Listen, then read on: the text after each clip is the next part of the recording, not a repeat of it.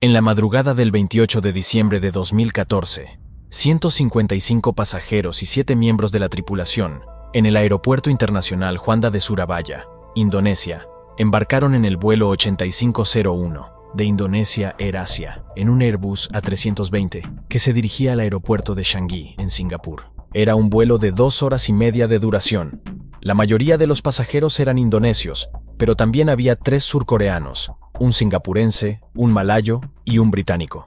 A los mandos, en cabina, sentado en el asiento izquierdo, con 53 años de edad, estaba el capitán Iriyanto. Era un piloto experimentado con más de 20.000 horas de vuelo, casi 5.000, en el A320, habiendo comenzado su carrera aérea en las Fuerzas Aéreas de Indonesia como piloto de caza, desde 1983 a 1993. Después, trabajó como instructor de vuelo y como piloto para varias aerolíneas antes de incorporarse a Indonesia Air Asia.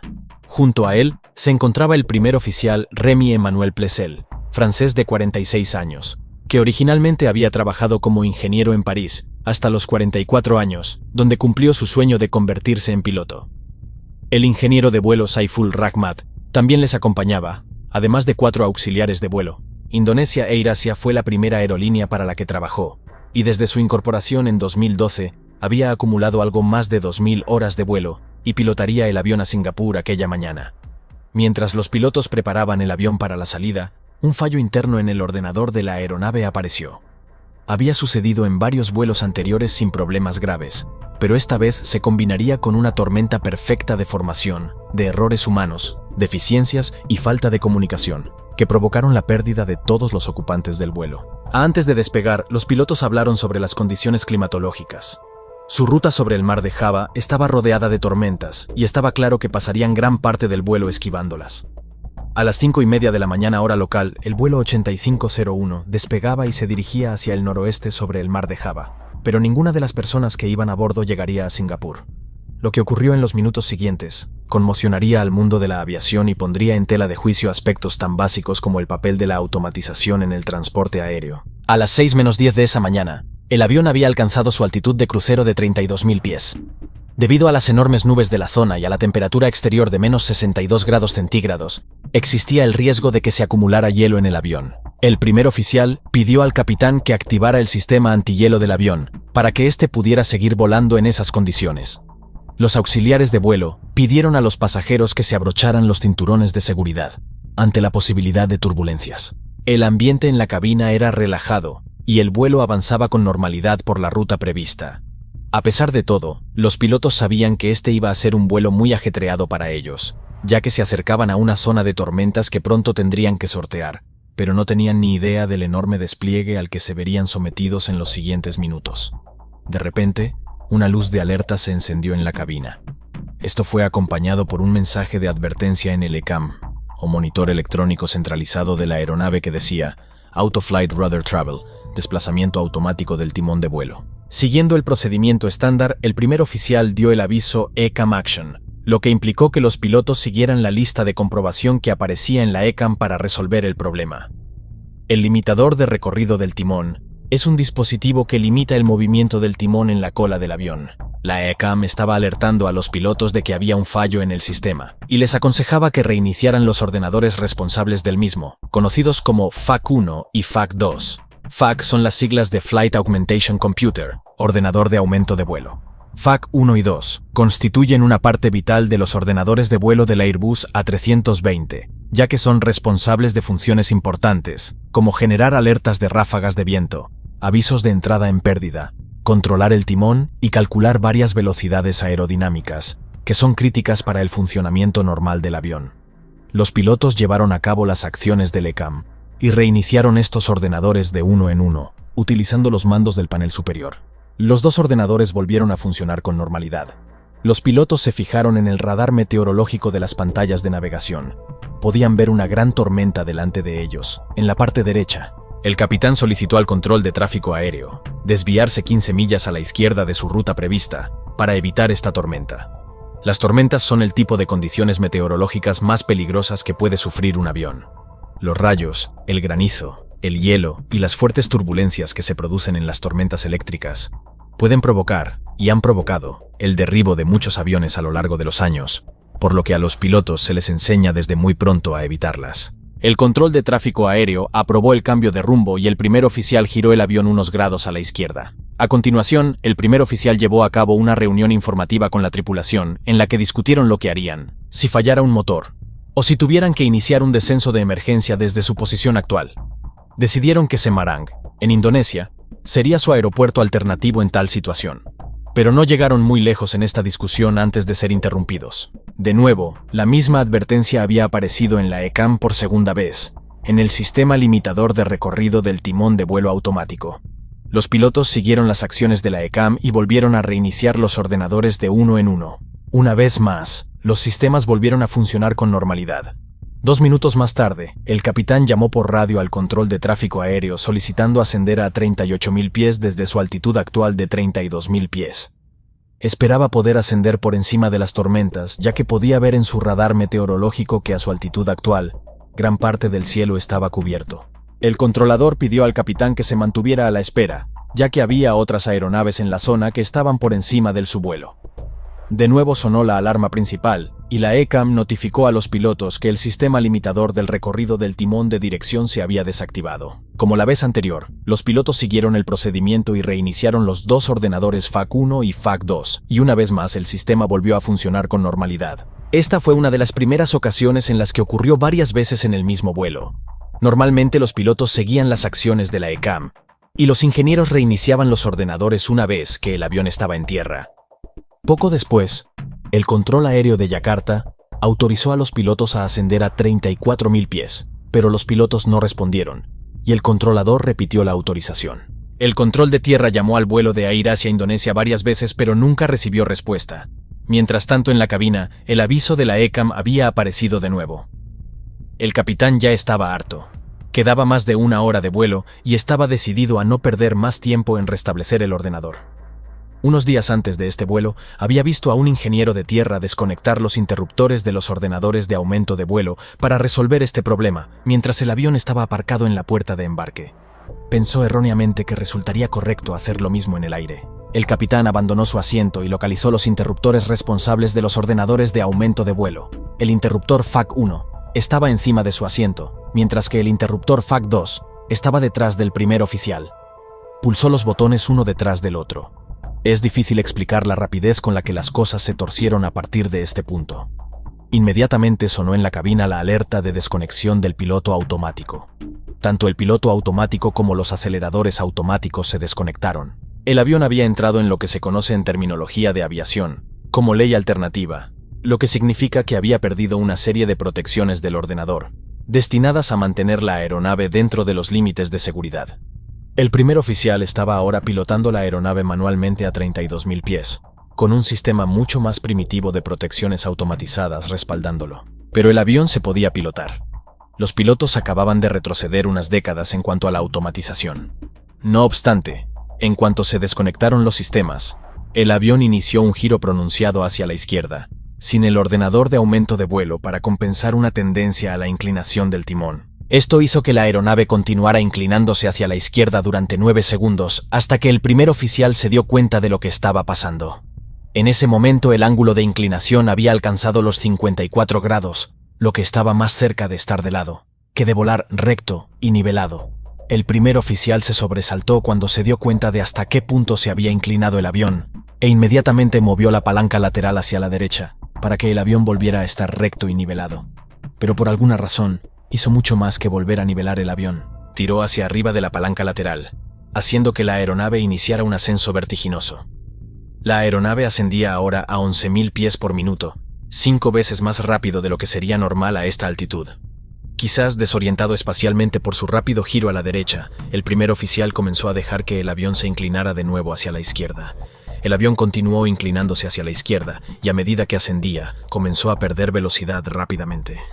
El capitán se dio cuenta de lo que estaba ocurriendo e instó al primer oficial a que tirase de la palanca hacia abajo. Pero su fraseología era confusa. La palanca lateral puede ser empujada hacia abajo o tirada hacia arriba. El comando de tirar hacia abajo es contradictorio. En respuesta a esto, el primer oficial continuó tirando hacia arriba, y el avión continuó su rápido ascenso. Al alcanzar una altitud de 38.000 pies, la aeronave se encontraba de costado y su velocidad había bajado tanto que entró en pérdida aerodinámica. La aeronave había pasado de ser una máquina voladora a un trozo de metal que caía del cielo. El aviso de entrada en pérdida sonó en la cabina de pilotaje y se mantuvo mientras el avión giraba de lado y caía en picado. El capitán accionó su palanca lateral en un intento de recuperar el control del avión.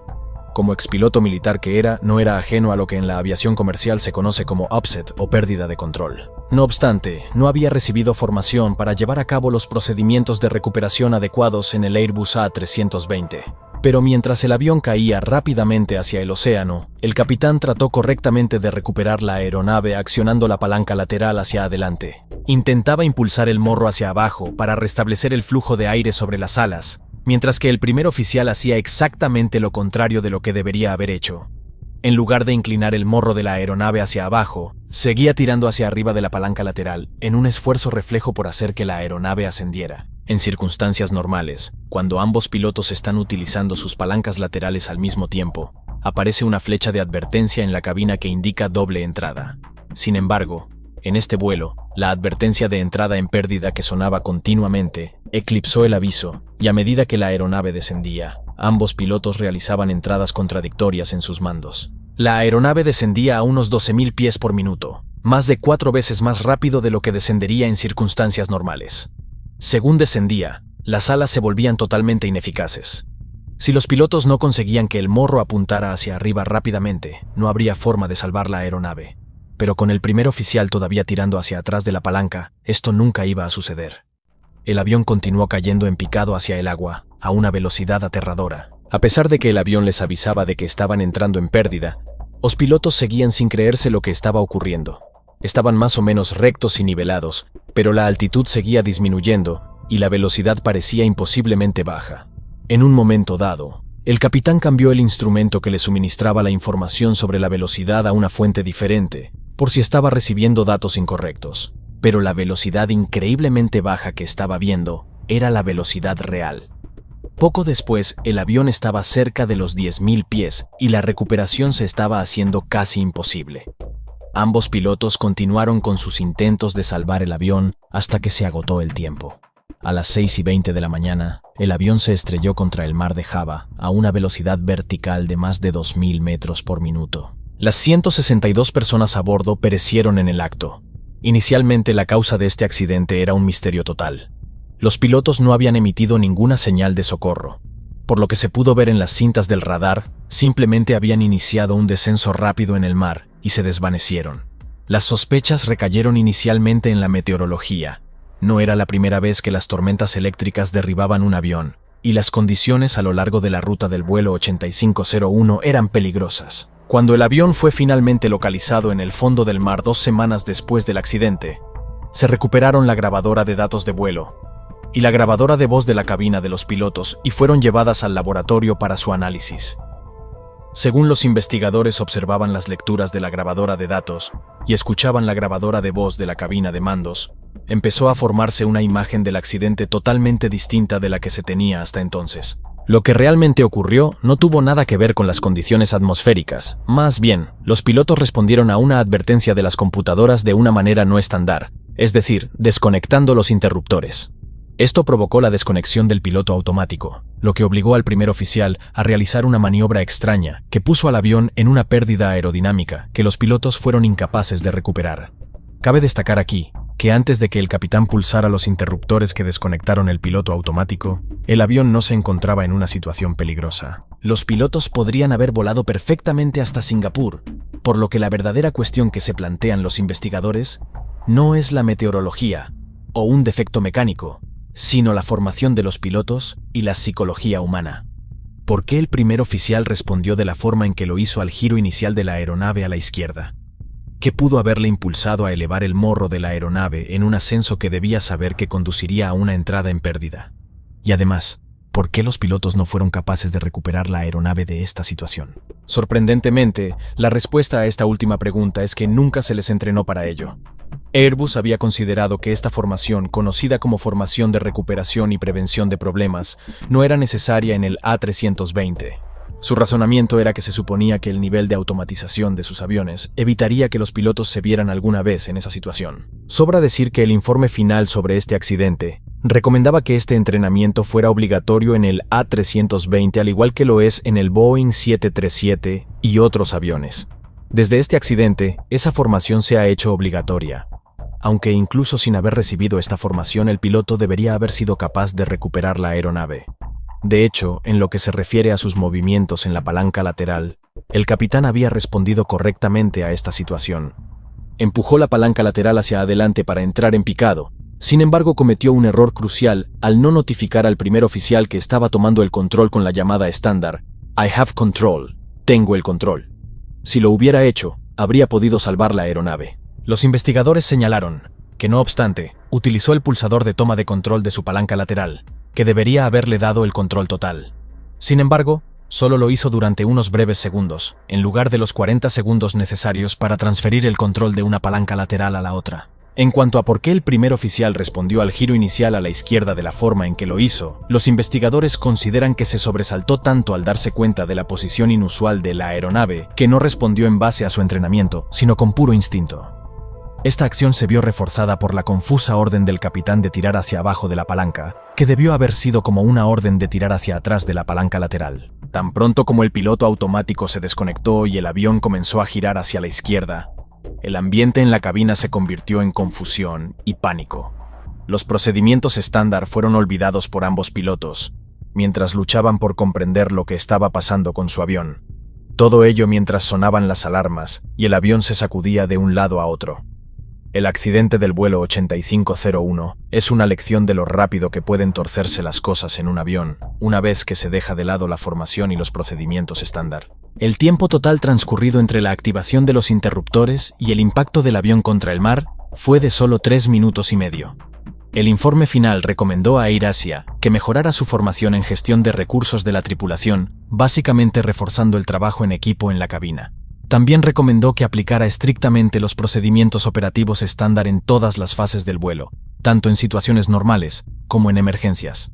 En cuanto al origen del mensaje de fallo que aparecía una y otra vez en la ECAM, los investigadores recuperaron los ordenadores responsables de entre los restos del avión. Tras un examen minucioso, descubrieron que había una soldadura agrietada en uno de los ordenadores de a bordo de la aeronave, y esta grieta había provocado la pérdida intermitente del suministro eléctrico de FAC-1 y FAC-2, lo que obligó a reiniciarlos. El informe final también hace una serie de recomendaciones al Departamento de Mantenimiento de AirAsia Indonesia, para que en el futuro se investiguen más a fondo los problemas técnicos recurrentes. Estos cambios no servirán de consuelo a las familias de las víctimas, pero forman parte de una serie interminable de mejoras de seguridad que siguen haciendo del cielo un lugar más seguro. 29 de diciembre de 1972. Aeropuerto John F. Kennedy. El vuelo 401 de Eastern Airlines realizaba los preparativos para partir con destino Florida. El avión era un Lockheed L-1011 TriStar. Tenía a bordo 163 pasajeros y 13 miembros de la tripulación. En la cabina se encontraba el capitán Robert Loft, de 55 años de edad. Era un veterano con más de 30 años de experiencia. Le acompañaban el primer oficial Albert Stockstill, de 39 años, y el segundo oficial Donald Repo, de 51 años, que además era ingeniero aeronáutico. En esta ocasión, había un cuarto integrante en cabina. Se trataba del técnico oficial de Eastern, Angelo Donadeo, que regresaba a Miami tras realizar un trabajo en Nueva York. En la cabina de pasajeros había 10 tripulantes de cabina. Entre ellas se encontraba al mando la jefa de cabina, Adrienne Hamilton. A las 9:20 de la noche, hora local, el Lockheed L-1011 TriStar, del vuelo 401 de Eastern Airlines, despegaba del aeropuerto John F. Kennedy. Era un vuelo rutinario con una duración estimada de aproximadamente 2 horas y media. Todo transcurría con normalidad hasta que sobre las 11:30 de la noche, el vuelo 401 de Eastern Airlines y su tripulación se aproximaban al aeropuerto de Miami tras dejar atrás el frío de Nueva York. En ese momento, el primer oficial Stockstill se dispone a bajar el tren de aterrizaje. Al pulsar el interruptor, se percata de que la luz que indica su despliegue no se enciende. La duda invade al primer oficial para dar paso al mayor de sus temores. ¿Se ha desplegado el tren de aterrizaje y se trata de un error? ¿O realmente el tren de aterrizaje no se ha extendido? La incertidumbre crece mientras deciden abortar momentáneamente el aterrizaje. La torre de control les sugiere ascender a 600 metros y dar vueltas lejos del aeropuerto para resolver el dilema. En medio de la oscura noche sin luna, el avión cambia su rumbo hacia los pantanos de los Everglades. El copiloto, Albert Stockstill, dirige la aeronave, mientras el capitán busca la solución. El piloto automático, la última esperanza, es crucial, pero algo parece no estar bien. ¿Podrán superar esta emergencia antes de que todo se sumerja en la oscuridad total? La tensión está en el aire. En ese momento, la situación se vuelve aún más tensa. Mientras intentan solucionar el problema, Donald Repo, el ingeniero aeronáutico a bordo, se da cuenta de que algo no va bien. El avión se dirige peligrosamente hacia los pantanos de los Everglades. En la cabina, el capitán y la tripulación luchan por colocar la bombilla en su lugar y encender las luces exteriores. Mientras tanto, en la cabina de pasajeros, notan la proximidad del pantano y empiezan a preocuparse. El ingeniero de vuelo, Donald Repo, intenta verificar visualmente el despliegue del tren de aterrizaje asomándose por la ventanilla. Sin embargo, todo está oscuro y la falta de luz exterior complica la situación. La situación en el Aeropuerto Internacional de Miami se complica. Charlie Johnson, el controlador aéreo, acaba de resolver un problema con otro vuelo, y el vuelo 401 de Eastern Airlines inesperadamente ha descendido desde los 600 metros hasta los 200. El capitán del vuelo 401 decide regresar al aeropuerto en busca de confirmación sobre el tren de aterrizaje. Sin embargo, el avión se dirige hacia el oeste, alejándose del aeropuerto y acercándose peligrosamente a los pantanos de los Everglades. Mientras tanto, en la cabina de pasajeros experimentan extraños parpadeos de luces, además de un ruido ensordecedor. El controlador aéreo, al notar lecturas extrañas en el radar, intenta comunicarse con el capitán Robert Loft sin obtener respuesta. Es entonces cuando se percata de lo que acaba de suceder. Otro avión informa sobre un resplandor misterioso en la zona. La incertidumbre crece y el vuelo 401 se adentra en una situación cada vez más desconcertante y potencialmente peligrosa. La pesadilla se desata en el oscuro pantano, donde los supervivientes del accidente se encuentran atrapados. Cerca de la zona del accidente, Robert Bud Marquis, un piloto de hidrodeslizador, estaba cazando ranas con Ray Dickinson cuando presenciaron el accidente. Rápidamente se dirigieron hacia la zona para ayudar a los sobrevivientes. Al llegar a la zona, la situación era caótica. Donald Repo, el ingeniero aeronáutico, estaba sorprendentemente vivo, pero gravemente herido luchando por mantenerse consciente entre los escombros. Un pasajero, despedido en el accidente, despertó solo y herido. El pantano oscuro y peligroso se volvía aún más amenazante. Con el combustible del avión derramado, el riesgo de un incendio mortal aumentaba. Además, la zona enfrentaba nuevos peligros. El temor a caimanes y serpientes en el agua atormentaban a los sobrevivientes mientras luchaban por mantenerse a salvo. Mientras tanto, en la oscuridad total de la noche, los helicópteros de la Guardia Costera se dirigían hacia el lugar del accidente. La situación se volvía aún más intensa en el oscuro pantano cuando los helicópteros de la Guardia Costera finalmente llegaron, pero tenían dificultades para encontrar los restos del avión. Confundidos, daban vueltas en la dirección equivocada hasta que finalmente se dirigieron hacia los supervivientes. El sonido del helicóptero fue esperanzador, pero la sensación de abandono en el pantano pesaba sobre los supervivientes. Marquis se dirigió hacia el helicóptero para guiar a los equipos de rescate. El rescate se volvía una tarea complicada. Con un hidrodeslizador, Marquis buscaba supervivientes. La lucha por la supervivencia continuaba y los rescatistas trabajaban contrarreloj para encontrar y ayudar a los supervivientes dispersos en el oscuro pantano. La noche de terror parecía llegar a su fin, pero las secuelas del accidente marcarían a los supervivientes para siempre. La tragedia dejaba su huella cuando se reveló que 99 personas perdieron la vida en el accidente y que 77 luchaban por sobrevivir. Al amanecer, todos los heridos habían sido trasladados a hospitales de Miami y varios de ellos se encontraban en situación crítica. La noticia del accidente aéreo apareció en los titulares por todo el mundo, ya que fue el primer jumbo involucrado en un accidente, con el mayor número de víctimas en la historia de la aviación civil. La presión sobre los investigadores de la NTSB, Junta Nacional de Seguridad del Transporte, fue abrumadora, ya que intentaban resolver el misterio de lo sucedido. El lugar del accidente se convirtió en una pista crucial. Los restos esparcidos sugerían un impacto contra el pantano con el morro hacia arriba, algo inusual para un aterrizaje. Los investigadores examinaron minuciosamente la posición final de los elementos de la cabina de mandos, descubriendo que la tripulación había programado el piloto automático para mantener una altitud de 600 metros. La investigación se perfilaba como una tarea compleja, que podría revelar una combinación de problemas de diversos niveles. La búsqueda de respuestas se complicó cuando Angelo Donadeo, el experto en mantenimiento, concedió una entrevista a los investigadores, pero solo mencionó que la tripulación estaba ocupada intentando arreglar una bombilla antes del accidente. Pocos días después, las cajas negras fueron recuperadas, pero antes de extraer información crucial, el ingeniero de vuelo, Donald Repo, falleció en el hospital. El pantano, que fue una especie de salvación durante el accidente, se convirtió en una maldición para algunos. Aunque absorbió la energía del impacto y evitó que hubiera más víctimas, las heridas de algunos supervivientes se infectaron con un organismo letal del fango negro del pantano, causando gangrena gaseosa. Necesitaban urgentemente cámaras hiperbáricas, pero solo había una en el hospital, mientras que eran 8 los pasajeros infectados. La vida de los pacientes pendía de un hilo, ya que la gangrena gaseosa podía ser mortal en tan solo 2 días.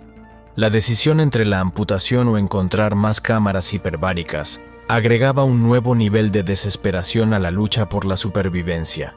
Mientras tanto, los investigadores exploraban minuciosamente los restos del avión y realizaban pruebas en sistemas clave, pero no encontraban ningún fallo mecánico evidente. Los investigadores se centraban en descubrir por qué el avión, en aparentemente perfectas condiciones mecánicas, se desplomó sin que la tripulación se diera cuenta. La autopsia del capitán Robert Loft reveló que tenía un tumor cerebral no detectado que pudo haber afectado su visión periférica y concentración. Se especuló que su atención en la bombilla defectuosa podría haber causado que no notara indicadores anómalos en su altímetro. Su historial médico sugería que el capitán, con gafas recetadas recientemente, podría haber tenido problemas visuales. Sin embargo, las pruebas no fueron concluyentes. La teoría de que el capitán Loft tenía la visión gravemente afectada a los 55 años y que no usaba gafas para leer y sin señales evidentes en sus exámenes médicos, añadía un nuevo misterio a la investigación. La incertidumbre persistía sobre por qué el vuelo 401 comenzó a descender, especialmente cuando el piloto automático debería haber mantenido la altitud de 600 metros. Los investigadores exploraron la posibilidad de un fallo en el piloto automático y, en un intento por obtener respuestas, instalaron los ordenadores en otro avión para replicar la ruta del vuelo 401. Sin embargo, el piloto automático en este nuevo vuelo funcionó correctamente, lo que agregó aún más confusión a la investigación. Además, surgía otra pregunta. ¿Por qué la torre de control de Miami no alertó a la tripulación sobre el fallo del piloto automático? Charlie Johnson, el controlador aéreo, tenía acceso a un radar tridimensional que mostraba la ubicación, altitud y velocidad del vuelo 401. La falta de comunicación se convertía en un enigma adicional para los investigadores. Los investigadores examinaron las grabaciones de las conversaciones de Charlie Johnson, el controlador aéreo, y descubrieron un detalle intrigante. La noche del accidente, el vuelo 607 de National Airlines requirió la atención de Johnson debido a problemas con el tren de aterrizaje, lo que lo distrajo de seguir monitoreando el vuelo 401 de Eastern Airlines. Cuando el vuelo 607 aterrizó sin problemas, El controlador aéreo devolvió la atención al vuelo 401. Sin embargo, para entonces, el Lockheed L-1011 TriStar de Eastern Airlines ya estaba sobrevolando el pantano. Charlie Johnson se dio cuenta de que la altitud del vuelo 401 había descendido a 270 metros, pero la aeronave aún funcionaba correctamente. Los investigadores revelaron que, en esos años, la pérdida temporal de información del radar era un fenómeno conocido y aceptado. Johnson decidió establecer contacto con el vuelo 401 y sugirió regresar a la altitud correcta. La investigación se centraba ahora en entender por qué el sistema de emergencia del avión no alertó a los pilotos sobre la pérdida de altitud. El avión estaba equipado con una alarma que debería sonar si la nave superaba los 75 metros por encima o por debajo de la altitud marcada por los pilotos. La pregunta es, ¿por qué no se activó la alarma en este caso crítico? Los investigadores descubrieron que la alarma sonó claramente en la cabina de mando cuando el avión descendió a 525 metros, pero los pilotos no la registraron. Analizando la transcripción de la grabación de la cabina, se dieron cuenta de que la tripulación estaba completamente absorbida por el problema del tren de aterrizaje, lo que les impidió prestar atención a la alarma. La distracción de la tripulación se volvió el foco de la investigación. Aunque había indicadores que mostraban la reducción de altitud, los pilotos no se percataron de la emergencia. Los investigadores sospechaban que la confianza excesiva en el piloto automático podría haber llevado a la tripulación a descuidar la supervisión manual de los instrumentos. La investigación se centraba en comprender por qué el avión descendió en picado, sin que los pilotos reaccionaran a tiempo. La pregunta crucial sigue sin respuesta. ¿Por qué el avión se estrelló en el pantano si el piloto automático estaba operativo? Después del accidente, un piloto de Eastern Airlines, Daniel Guevara, se presentó voluntariamente para testificar ante la Junta de Seguridad. Guevara había experimentado una situación similar durante un vuelo reciente en el TriStar L-1011, donde accidentalmente se le cayó un plano al suelo de la cabina. Al agacharse para recogerlo, movió ligeramente la palanca de mando y notó que esto afectó al piloto automático, específicamente a la parte que controlaba la altitud, apagándola. La Junta Nacional de Seguridad descubrió que otros pilotos también se habían enfrentado a situaciones similares. En respuesta, la compañía envió un boletín a todos los pilotos de TriStar, advirtiéndoles sobre el peligro de golpear accidentalmente la palanca de mando y desconectar inadvertidamente el piloto automático. Este incidente llevó a introducir cambios en los aviones actuales, incluyendo un sencillo interruptor de presión que permite a los pilotos tomar el control inmediato de los mandos sin tener que apagar manualmente el piloto automático. La investigación reveló que esta fue una de las posibles causas del descenso no detectado del vuelo 401. El grabador de datos del avión confirmó que la altitud comenzó a descender a las 11:37:08 horas. Después de estudiar la transcripción de la grabación de voz, los investigadores llegaron a la conclusión de que cuando el capitán Loft se giró para hablar con el ingeniero de vuelo y golpeó el volante, lo hizo con suficiente presión para desactivar la función del piloto automático que controlaba la altitud del avión. Los investigadores creen que este ligero golpe al volante fue suficiente para desconectar el piloto automático, lo que llevó a que el avión descendiera sin que la tripulación se percatara. Al no tener ninguna pista visual que indicara la disminución de altitud, los pilotos no se dieron cuenta de que estaban cayendo. La investigación concluyó que este error fue causado por la distracción de la tripulación, su falta de manejo adecuado de los complicados indicadores del avión y la falta de formación sobre la posibilidad de que un simple golpe pudiera desactivar el piloto automático. La Junta Nacional de Seguridad del Transporte atribuyó el choque del avión a un error del piloto y señaló la necesidad de mejorar la formación y concienciación sobre estas cuestiones. El accidente del vuelo 401 de Eastern Airlines fue crucial en la historia de la seguridad aérea. Se tomó conciencia de que la forma en que se actuaba en la cabina y la concentración que se tenía no solo era incorrecta, sino también peligrosa. La investigación del vuelo 401 llevó a cambios significativos.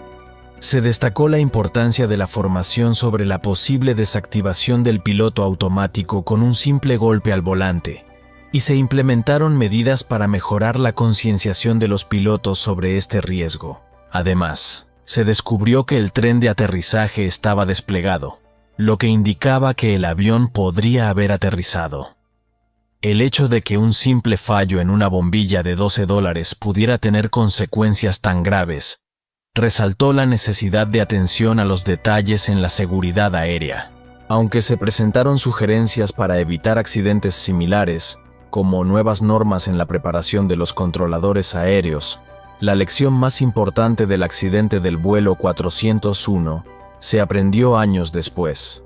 Se destacó la importancia de la gestión de recursos de cabina, CRM, para garantizar una comunicación efectiva y una distribución adecuada de tareas en la cabina. La NASA comenzó a explorar la CRM, una ciencia del comportamiento diseñada para reducir errores de los pilotos, y se puso énfasis en que el capitán debe ejercer de líder, escuchar e interactuar con todo el equipo de vuelo. Esta nueva perspectiva ayudó a mejorar la seguridad aérea y a prevenir errores derivados de la falta de coordinación y comunicación en la cabina. Posteriormente, fueron varios los pasajeros que afirmaban haber visto a los miembros de la tripulación del vuelo 401 en sus propios vuelos. Estos informes llevaron a lo que se conoce como leyendas urbanas o mitos de la aviación. Se dice que los fantasmas de la tripulación del vuelo 401 se aparecían en otros aviones de Eastern Airlines, especialmente en aeronaves que utilizaban piezas recuperadas del accidente. Sin embargo, es importante destacar que estos informes no tienen base científica y se consideran más como leyendas urbanas que como hechos comprobados. La seguridad aérea se basa en la mejora continua de protocolos y prácticas, y no en creencias paranormales. La oscuridad de una tormenta violenta envuelve un Boeing 737. Dentro de la cabina, los dos pilotos luchan frenéticamente por recuperar el control del avión, que se dirige hacia el océano a una velocidad devastadora, acercándose al límite del sonido.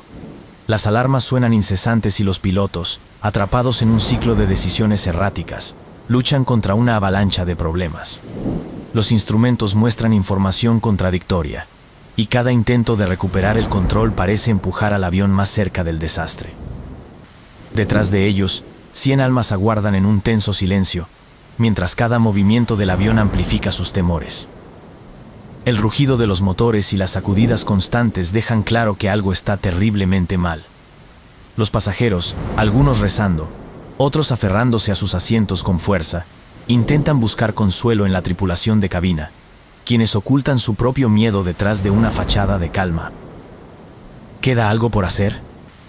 ¿Podrán los pilotos, sometidos a una presión inimaginable, encontrar un destello de claridad para evitar lo inevitable? ¿O, como parece cada vez más probable, están condenados a un trágico final, dejando tras de sí preguntas sin respuesta y corazones rotos? El tiempo corre y cada segundo cuenta. Esta es la desgarradora historia del vuelo Adam Air 574, una tragedia que dejó cicatrices profundas en la aviación. 1 de enero de 2007. Aeropuerto Internacional de Juanda, Surabaya, Indonesia. Era el primer día del año, un día que debía marcar nuevos comienzos para los 96 pasajeros y 6 tripulantes a bordo del Boeing 737, operado por Adam Air. El vuelo tenía como destino el Aeropuerto Internacional Sam Ratulangi de Manado, en el norte del país. El avión era un Boeing 737-400, de 18 años de antigüedad. Fue fabricado en el año 89 y alquilado a varias compañías aéreas, entre ellas British Airways, hasta que fue adquirido en 2005 por Adam Air. Hasta ese momento tenía acumuladas casi 45.500 horas de vuelo. El avión del vuelo 574 de Adam Air había sido evaluado por última vez y declarado en condiciones aptas para volar por el Ministerio de Transporte de Indonesia el 25 de diciembre de 2005. Este certificado de aeronavegabilidad reflejaba que, según las inspecciones realizadas, la aeronave cumplía con los estándares de seguridad necesarios en ese momento. La próxima inspección programada estaba fijada para finales de enero de 2007, es decir, pocas semanas después de este vuelo. Antes del despegue desde Surabaya, el gerente de servicio del aeropuerto afirmó que no se habían reportado problemas técnicos con la aeronave. Esto sugería que, al menos en apariencia, el avión se encontraba operativo y preparado para el vuelo programado hacia Manado. La mayor parte de los pasajeros eran indonesios que regresaban a casa tras las vacaciones, pero también había una familia estadounidense de 3 personas y un pasajero alemán a bordo. Mientras la tripulación realizaba los preparativos para el vuelo, nadie sospechaba que este sería el último viaje para todos los que se encontraban a bordo. Adam Air, una aerolínea de bajo costo en rápido crecimiento, se había ganado una reputación dudosa por su mantenimiento cuestionable y su enfoque en la rentabilidad sobre la seguridad. Este era un panorama peligroso que pronto demostraría sus fatales consecuencias. Al mando del vuelo estaba el capitán Refri Agustian Widodo, de 47 años. Se había unido a Adam Air el año anterior en 2006, pero ya tenía una experiencia acumulada de más de 13.000 horas de vuelo, de las cuales casi 4.000 eran a bordo del Boeing 737. A su derecha se encontraba el primer oficial Yoga Susanto, de 36 años, quien también se incorporó a Adam Air en 2006, y había acumulado alrededor de 4.000 horas de vuelo, de las cuales casi 1.000 eran en el Boeing 737. Ambos pilotos habían completado el programa de entrenamiento de Adam Air sin incidentes graves. Sin embargo, como pronto veremos, Adam Air no era una aerolínea común. Todo, desde su formación para pilotos hasta sus prácticas de mantenimiento e ingeniería, era notoriamente deficiente. Incluso en Indonesia, un país cuyo historial en aviación era menos que estelar, Adam Air destacaba por sus prácticas cuestionables. Todo comenzó en el aeropuerto de Surabaya, cuando la tripulación configuró el sistema de navegación del Boeing 737-400 para el vuelo hacia Manado. Incluso en aeronaves relativamente modernas como esta, los pilotos seguían dependiendo de tecnología antigua para determinar la posición del avión en el espacio aéreo. En lugar de GPS, utilizaban un sistema conocido como IRS, Sistema de Referencia Inercial. El IRS emplea 3 giroscopios que detectan la aceleración del avión en cada eje. Una vez que los pilotos introducen la posición inicial del avión, el sistema combina la información de los giroscopios para calcular con precisión su ubicación mientras se mueve. Aunque extremadamente útil, este sistema es muy sensible y requiere un mantenimiento riguroso. Adam Air, sin embargo, era infame por sus prácticas de mantenimiento deficientes. En los 3 meses previos al vuelo 574, más de 150 defectos recurrentes fueron registrados en el libro de mantenimiento de esta aeronave. Entre ellos se incluían problemas frecuentes con el IRS, fallos en el indicador de velocidad vertical del capitán, desconexiones aleatorias del piloto automático y un radar meteorológico poco fiable. Todo esto marcaba una receta para el desastre. Y lamentablemente, ese día las condiciones se alinearon para lo que más tarde ocurriría.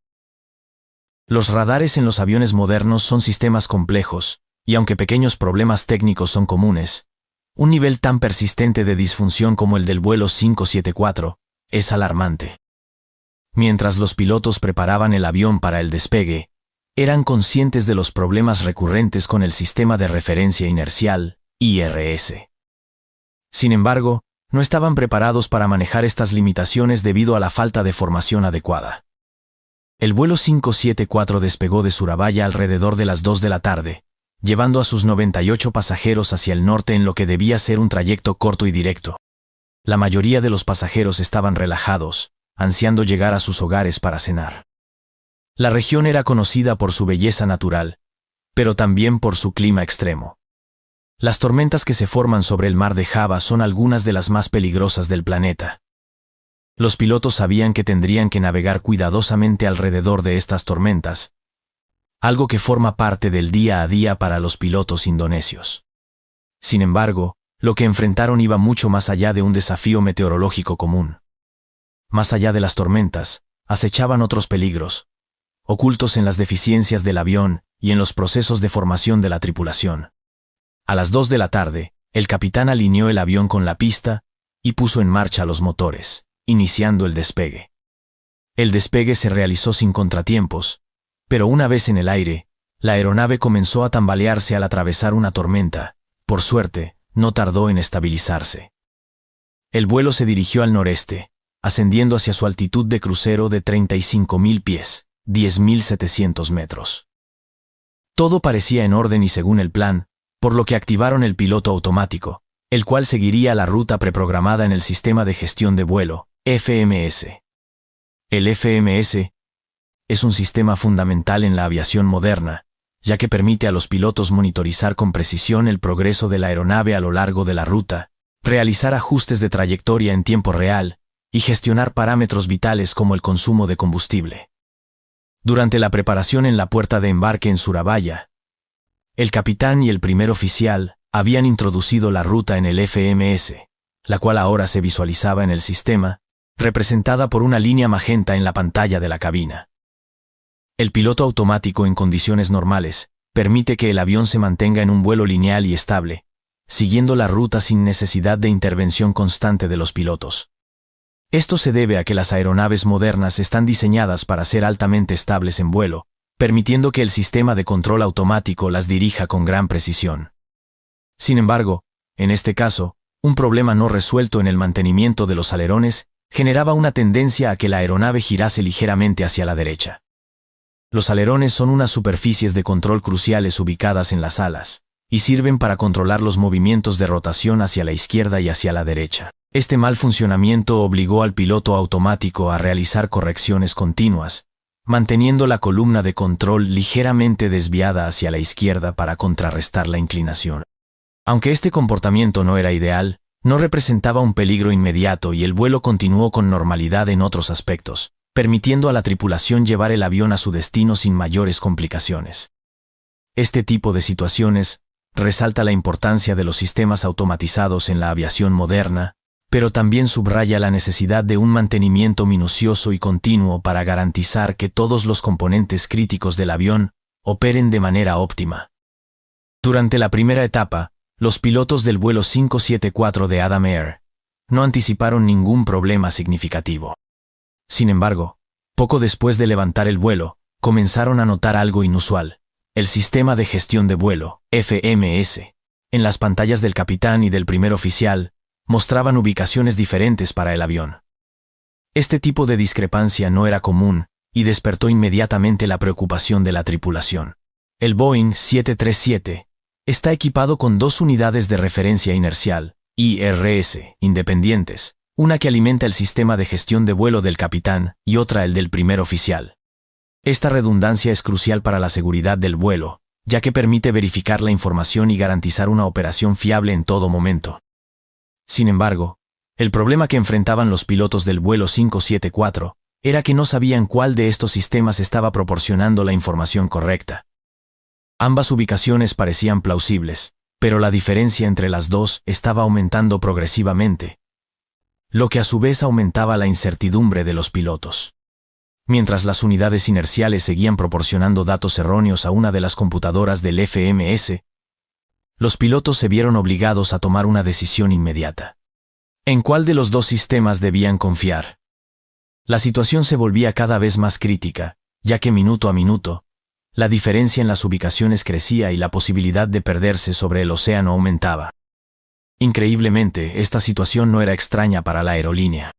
Hacía menos de un año, otro vuelo de Adam Air se había enfrentado a un destino similar cuando una de sus unidades inerciales falló.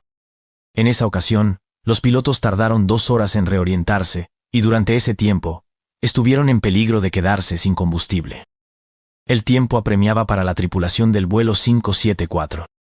Los pilotos sabían que tenían que encontrar la solución rápidamente, pero mientras se enfrentaban a esta incertidumbre, grandes tormentas eléctricas comenzaban a acumularse a su alrededor. La situación era aún más complicada debido a un fallo en el radar meteorológico del avión, lo que les impedía obtener información precisa sobre las condiciones climáticas. Mientras tanto, la tensión en la cabina aumentaba y la tripulación tenía que luchar contra el reloj para averiguar en qué dirección volaban y cómo evitar un desenlace fatal. En ese momento, la situación a bordo del vuelo 574 de Adam Air empeoró rápidamente y la confusión creció a medida que los pilotos intentaban resolver el problema sin priorizar lo más urgente: determinar la ubicación del avión. Aunque hubiera sido relativamente sencillo para los pilotos ajustar sus radios de navegación a la frecuencia del Mike Kilo Sierra Beacon y verificar su distancia en relación a la baliza, no lo hicieron. En lugar de eso, ambos se centraron tanto en encontrar la causa del fallo del IRS, que no pensaron en dar el paso lógico de comprobar si el controlador aéreo tenía razón y si la información de la baliza coincidía con los instrumentos del avión. Este error de juicio por parte de ambos pilotos los llevó a seguir luchando con un sistema de gestión de vuelo defectuoso. El capitán al mando debería haber dado un paso atrás para reevaluar las opciones disponibles y priorizar la tarea más urgente: localizar la ubicación exacta del avión. Sin embargo, no lo hizo. En lugar de eso, se enfocó cada vez más en el problema del IRS, mientras se acercaban hacia una tormenta eléctrica que solo empeoraba la situación. La urgencia de la situación aumentaba con cada minuto que pasaba sin una solución clara. Finalmente, después de un tiempo significativo de desconcierto y soluciones de problemas a medio hacer, el capitán se dio cuenta de que era hora de buscar procedimientos establecidos para manejar un fallo del IRS. En ese momento, le ordenó al primer oficial revisar el QR, manual de referencia rápida, para ver si había algún protocolo que pudieran seguir. Después de hojear el manual, el primer oficial encontró finalmente una sección titulada IRS Fail. Por fin tuvieron un procedimiento claro a seguir, lo que les dio la esperanza de poner fin a la confusión que aún reinaba en la cabina. El procedimiento en sí era relativamente sencillo, pero esta simplicidad ocultaba la complejidad que implicaba. Uno de los primeros pasos indicados era que el piloto debía recurrir al selector de modo del IRS defectuoso, colocando el sistema en la posición, actitud, o posición, tal como había sucedido cuando el fallo comenzó. Esto provocaría que el indicador de actitud del primer oficial se apagara, lo que indicaba que el IRS no estaba proporcionando la información adecuada. Lo más crucial en este punto era que el capitán tenía que desconectar el piloto automático y pilotar el avión manualmente, utilizando únicamente los instrumentos disponibles.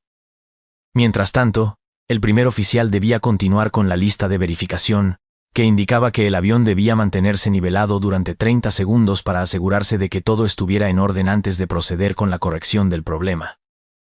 Este procedimiento requería una gran concentración y atención por parte de los pilotos, quienes ya estaban sometidos a una presión extrema.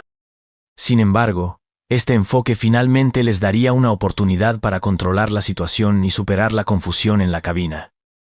A pesar de la simplicidad aparente de la solución, los pilotos debían mantener una disciplina estricta y estar extremadamente concentrados para garantizar que el avión continuara volando de manera segura, a pesar de los fallos técnicos y del caos creciente a su alrededor.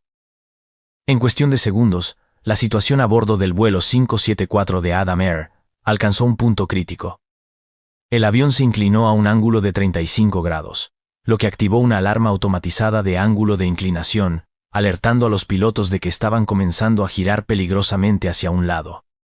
La tripulación sabía que necesitaban nivelar el avión de inmediato para evitar una pérdida de control, pero el capitán, visiblemente afectado por la creciente presión, entró en pánico. En lugar de centrarse en sus instrumentos primarios para tomar el control manual del avión, el capitán hizo una solicitud apresurada al primer oficial diciéndole: «Devuelve el interruptor del IRS a la posición de navegación», esperando que este simple ajuste pudiera revertir el caos que habían desencadenado. Sin embargo, el capitán parecía haber perdido de vista la verdadera naturaleza del problema, aferrándose a la esperanza de que el sistema de gestión de vuelo defectuoso pudiera corregir la situación. En ese momento, la alarma de altitud sonó alertando a la tripulación de que estaban abandonando la altitud seleccionada de 35.000 pies, 10.700 metros. El avión estaba tan inclinado hacia un lado que, debido a la pérdida de sustentación, comenzó a descender fuera de control, en dirección al océano. Esta cadena de eventos, impulsada por la confusión y el pánico, ahora ponía a la tripulación y a los pasajeros en una situación extremadamente peligrosa.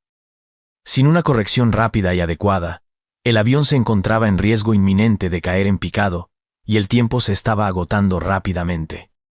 El descenso comenzó a convertirse rápidamente en un picado pronunciado.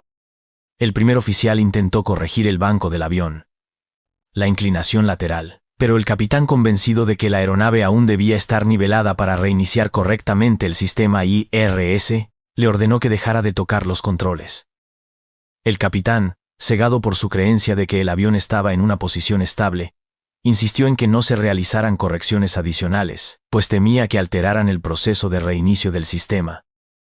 Sin embargo, la realidad de la situación pronto se hizo insoportablemente clara. El avión estaba ahora en un picado profundo y la velocidad aumentaba de forma alarmante. Las advertencias comenzaron a sonar con una claridad aterradora, destacando la gravedad del momento.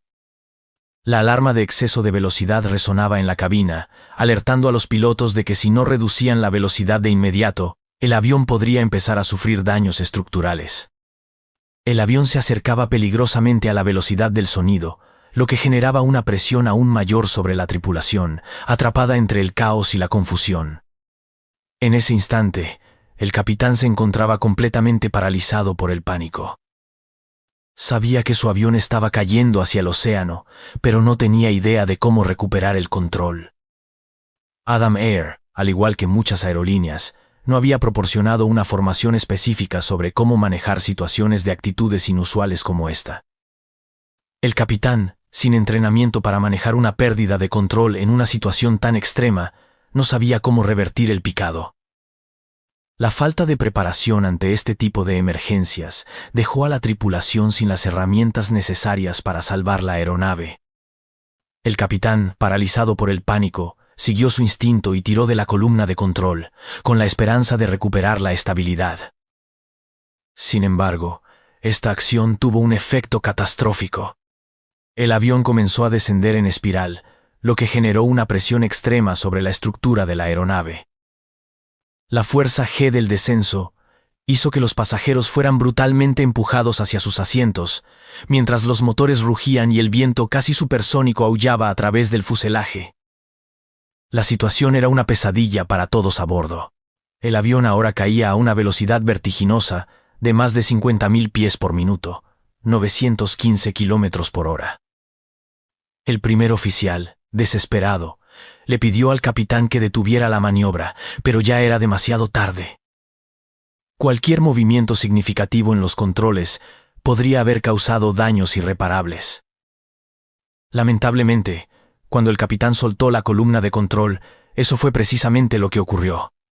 La fuerza extrema del aire arrancó el estabilizador horizontal en la parte trasera del avión, dejando a la aeronave completamente incontrolable. A medida que el avión continuaba su caída libre, los pilotos del vuelo ya no tenían el control. Cuando el avión alcanzó los 9.000 pies, 915 metros, la grabadora de voz de la cabina y la grabadora de datos de vuelo dejaron de registrar, quedando en blanco por unos segundos. Fue en ese preciso momento cuando el vuelo 574 de Adam Air se estrelló contra el océano a una velocidad casi 1.000 kilómetros por hora, cobrándose al instante la vida de las 102 personas a bordo. Todo ocurrió tan rápidamente que cuando los controladores del tráfico aéreo consultaron la última posición registrada del avión, el sistema mostraba que aún se encontraba en su altitud de crucero de 35.000 pies, 10.700 metros. La tragedia se había desarrollado de manera tan rápida y descontrolada que ni los pilotos ni los controladores aéreos tuvieron tiempo de reaccionar ante la magnitud del desastre. Lo que hace que este accidente sea aún más impactante es el descubrimiento de que desde el principio existieron fallos fundamentales en la formación y la preparación de la tripulación. El Comité de Seguridad del Ministerio de Transporte Nacional de Indonesia investigó a fondo las circunstancias y, para sorpresa de todos, reveló que los pilotos del vuelo 574 de Adam Air habían recibido entrenamiento inadecuado. No solo carecían de la formación necesaria para manejar un fallo del IRS, sistema de referencia inercial, sino que no se les había entrenado adecuadamente en cómo gestionar fallos críticos en otros sistemas del avión. Además, se descubrió que los manuales proporcionados por Adam Air a sus pilotos no eran los manuales oficiales de Boeing, sino versiones que la aerolínea había descargado de manera improvisada desde el sitio web de Boeing. Estos manuales estaban explícitamente marcados como no aptos para operaciones, lo que pone en evidencia la falta de rigurosidad y preparación en la formación de los pilotos. La aerolínea también falló en proporcionar entrenamiento en lo que se conoce como prevención y recuperación de trastornos. Este tipo de formación es estándar en muchas aerolíneas alrededor del mundo y es fundamental para preparar a la tripulación para situaciones de emergencia como la que enfrentaron en el vuelo 574. Con el entrenamiento adecuado, la tripulación habría sido capaz de recuperarse rápidamente. Si hubieran tenido el entrenamiento adecuado, el capitán habría podido recuperar el control del avión simplemente al nivelar las alas y retirar el control manual del avión, previniendo así la tragedia. Este déficit en la formación y en los procedimientos adecuados contribuyó de manera significativa a que los pilotos, en una situación de extremo estrés y confusión, no pudieran responder de manera efectiva a los problemas que enfrentaban, lo que llevó a la fatal pérdida de control de la aeronave. El vuelo 574 de Adam Air representa un trágico recordatorio de cómo una cadena de errores combinada con una falta de preparación y una gestión inadecuada en la cabina puede resultar en una catástrofe. El capitán, centrado exclusivamente en el problema del IRS, y sin delegar las tareas de forma adecuada, permitió que la situación empeorara rápidamente. En lugar de confiar en su formación y en los procedimientos establecidos, su fijación con un solo sistema provocó que no tomara las decisiones correctas en los momentos críticos. La decisión equivocada de tirar de la columna de control solo agrandó el problema, llevando el avión a una espiral de inmersión sin control. Los investigadores de seguridad aérea concluyeron que una serie de recomendaciones clave debía ser implementada para evitar que un incidente similar ocurriera nuevamente. Esto incluyó la actualización de los requisitos de formación para los pilotos y un endurecimiento de las regulaciones de mantenimiento de aeronaves. Sin embargo, a pesar de estas recomendaciones, la tragedia continuó acechando la aviación indonesia. Apenas un año después, Adam Air cerró sus puertas tras el accidente del vuelo 574, y la aerolínea perdió 3 de sus 27 aviones Boeing 737, debido a accidentes, lo que, aunque trágico, no fue suficiente para mejorar sustancialmente la seguridad de la aviación en la región. En 2021, otro avión Boeing 737 indonesio sufrió un accidente bajo condiciones sorprendentemente similares, lo que subraya que las lecciones del vuelo 574 no se aprendieron de manera efectiva en toda la industria. Si te interesa conocer más sobre las negligencias de esta compañía aérea, te invito a ver este otro video. Gracias a todos los equipos que han estado siguiendo estos casos e investigando las causas y las lecciones que podemos aprender de ellos. La seguridad aérea es un trabajo constante de aprendizaje y mejora, y debemos seguir insistiendo en la formación y la preparación adecuadas para prevenir futuras tragedias.